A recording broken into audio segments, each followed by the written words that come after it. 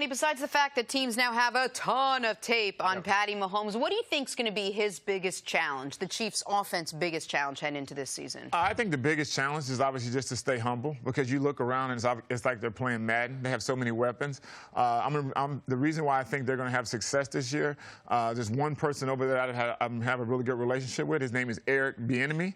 And Eric Bieniemy was my running back coach when I was with the Minnesota Vikings. And one thing I know about EB, he is not going to allow those guys to get complacent at all. I remember having a big game. We rushed for like 396 yards with Adrian Peterson. Came back in the next day to watch the film. It was like we lost the game and rushed for 2 yards. So EB is not going to let them get complacent at all. And EB, last year, he was in the conversation because he's calling some of the plays. Andy Reid is really expanding his plate. He's a very good coach. I like the fact that you're saying this is like an etch and sketch. You don't know what you can create, but you know you can create a lot. For sure. And if you start thinking about numbers, and if you make sure that you don't put someone else's agenda, I don't see a problem moving forward. Like, this is going to be a special offense. When we saw Kurt Warner and them, the greatest show on turf, we knew there was going to be a window that they were going to be given problems. New England, when they had Moss, the only thing stopped it was they couldn't keep Moss there long enough. But the greatest offenses, typically, you're going to have a window of 3 to 5 years if the players stay together and you don't have these other agendas. To me, the only agenda can be Tyreek Hill and him wanting to get more balls so that he can get that. He saw $20 million. He saw Michael Thomas get that. And they were getting ready to give it to him before he went through what he went through. Is his personal agenda, does he put that on the back burner to allow to have team success? Because Kelsey knows he's going to eat. He's the best receiver that they have. And it's not an indictment on Tyreek Hill. Sure. He's proven it year after year. He's the best tight end in football, and you got to be able to get him the ball. Tyreek Hill, you keep being creative, getting the ball in the backfield. They have so many weapons. But Patty Mahomes, let's not be mistaken, he's the real deal. Definitely. This is not a guy who just had one good season.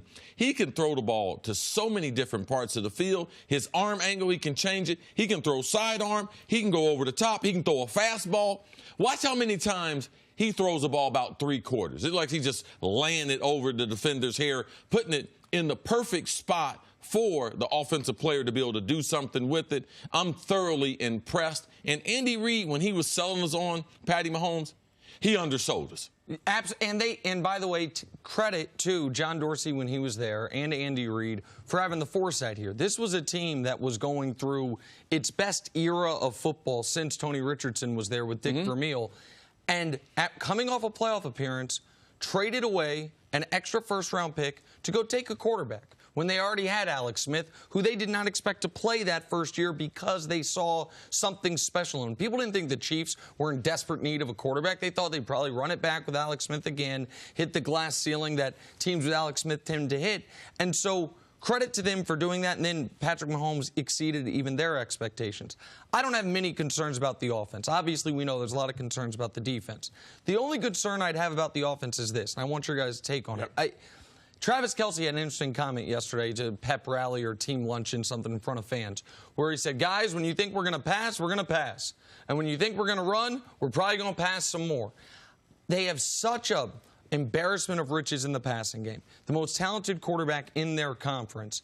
How important is balance? How important is it for a team that you know can move the ball throwing the football to establish the run? Because we know Andy Reid, that's been one of the criticisms of him, is sometimes doesn't rely on the running game enough. And he's never had a quarterback and weaponry as good as he has in Kansas City. So how important do you think it is for the Chiefs to establish a running game even when they're so successful through the air? Yeah, I think it's very important. Obviously, you have to have balance. But I think the biggest thing, and you look at Patrick Mahomes, he's almost like a point guard dishing the ball around. When you look at a guy like Travis Kelce is always open. And obviously, I had a chance to play with Tony Gonzalez, obviously probably the greatest tight end to ever play in that position. But Travis Kelce is his safety blanket, per se. He's always open. And the biggest thing, you definitely have to have balance. But there's ways in which you can maybe get Tyreek Hill in the backfield, and then he can run downhill, different things like that. So I think balance is important, but do what you do.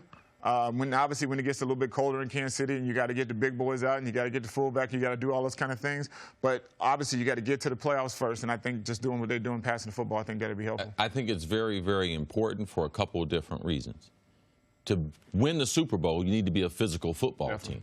even though you can't practice as much and guys aren't playing as long as we played. You have to be a physical football team, and that's what New England established early in the season. Now, we know later on they went back to, okay, after week number 15, this is the team that we're going to be. But Kansas City and their offensive players, you can never forget, 98 Vikings, we set the NFL record.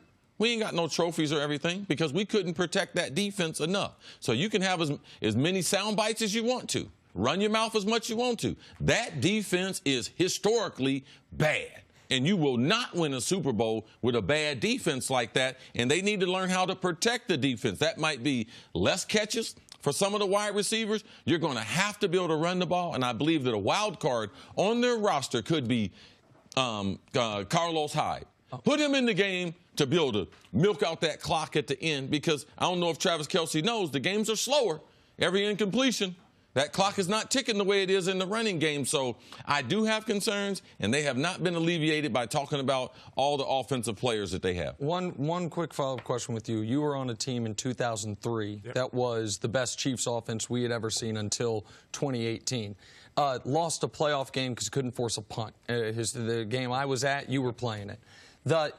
As an offensive player, when you have that, because that 03 Chiefs defense was not that dissimilar from the 2018 Chiefs defense, how much extra pressure is on you? Chris has talked about the 98 Vikings, that you had to feel like you felt like you had to score every single time because you couldn't rely on the defense.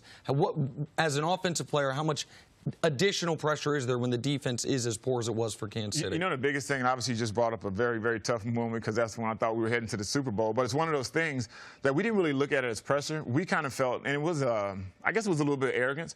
We knew every time we stepped on the football field, there was not a team on defense that could stop us. Tony Gonzalez, Dante Hall, Eddie Kennison, Trent Green, Priest Holmes, Willie Roaf, Will Shields. We had Hall of Famers across the board. So we didn't really look at it as pressure. We just said we have to go out and score. But we knew we were going to score. We knew a team couldn't stop us. So I don't really look at it as, I guess it was a kind of an arrogance, but it was confidence. And we didn't look at it as pressure. We just wanted to go out. Yeah, all offensive teams that score like that, they got hell of a confidence, but we ain't got no hardware. That's true. All right? Yeah. And the reason why we don't have no hardware, because we didn't have no defense, and we didn't have the offense that had the flexibility that when you do get ahead, all right, the 1998 Vikings broke the scoring record. 2 games we didn't score 30. Oh, those are 2 games that we lost. Those are only 2 games that we lost all year. So, for me, I'm concerned about their defense. I don't believe they have a good enough defense. And the last game they played in, how much time did the offense have the ball in that game against New England? Less than 30 minutes. Oh, okay. New England held it for 43 minutes.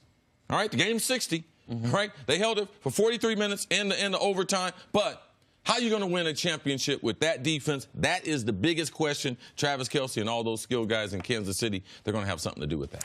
Thanks for watching. Subscribe here to get the latest from the show. Also, be sure to check out more of the best clips from First Things First, or go watch a few segments from our other shows on FS1.